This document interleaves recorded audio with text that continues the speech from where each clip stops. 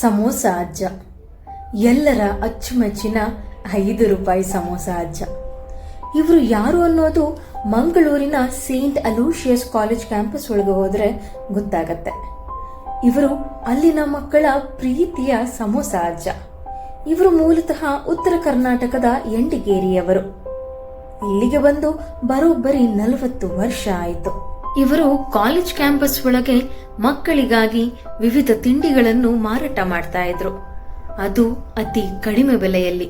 ವಿಶೇಷವಾಗಿ ಅವರ ಸಮೋಸ ಅತ್ಯಂತ ಫೇಮಸ್. ಅವರು ಒಂದು ಸಮೋಸಕ್ಕೆ ಎಷ್ಟು ರೂಪಾಯಿ ತಗೊಳ್ತಾ ಇದ್ರು ಗೊತ್ತಾ?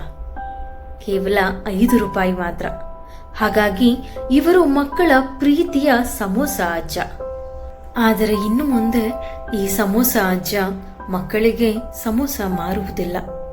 ಕಾರಣ, ಇಂದು ಅವರು ತಮ್ಮ ಬದುಕಿನ ಪಯಣವನ್ನು ಮುಗಿಸಿದ್ದಾರೆ.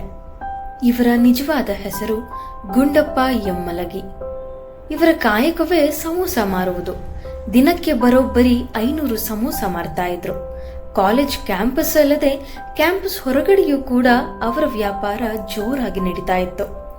ಸಮೋಸ ಜೊತೆಗೆ ಮಕ್ಕಳ ಅಚ್ಚುಮೆಚ್ಚಿನ ಚಿಕ್ಕಿ, ಖಾರ ಕಡ್ಡಿ ಸೇರಿದಂತೆ ಇನ್ನಿತರ ತಿಂಡಿಗಳನ್ನು ಮಾರ್ತಾ ಇದ್ರು.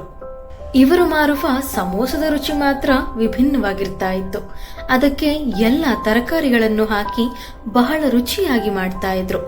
ಕೇವಲ ಮಕ್ಕಳು ಮಾತ್ರವಲ್ಲದೆ ಅಲ್ಲಿನ ಶಿಕ್ಷಕ ವೃಂದದವರು ಕೂಡ ಇವರ ಹತ್ರ ಬಂದು ಸಮೋಸ ತಗೊಳ್ತಾ ಇದ್ರು. 140 ವರ್ಷಗಳ ಇತಿಹಾಸವಿರುವ ಸೇಂಟ್ ಅಲೋಶಿಯಸ್ ವಿದ್ಯಾಸಂಸ್ಥೆಯ ಪ್ರಾಂಗಣದಲ್ಲಿ ಸಮೋಸ ಅಜ್ಜ ಕಳೆದ 44 ವರ್ಷಗಳಿಂದ ಸಮೋಸ ಮಾರ್ತಾ ಇದ್ರು. ಅನೇಕ ರಾಷ್ಟ್ರೀಯ ಹಬ್ಬಗಳು ಸೇರಿದಂತೆ ಹಲವು ಕಾರ್ಯಕ್ರಮಗಳಿಗೆ ಮುಖ್ಯ ಅತಿಥಿಯಾಗಿ ಭಾಗವಹಿಸ್ತಾ ಇದ್ರು ಈ ಅಜ್ಜ. ಇದೀಗ ಅವರನ್ನು ಕಳೆದುಕೊಂಡ ಅಲೋಶಿಯಸ್ ಕ್ಯಾಂಪಸ್ ಬಿಕೋ ಅಂತ ಇದೆ. ಕಾಲೇಜಿನ ಮಕ್ಕಳು ಹಾಗೂ ಶಿಕ್ಷಕ ವೃಂದ 5 ರೂಪಾಯಿ ಸಮೋಸ ಅಜ್ಜನಿಗಾಗಿ ಕಂಬನಿ ಮಿಡಿದಿದೆ.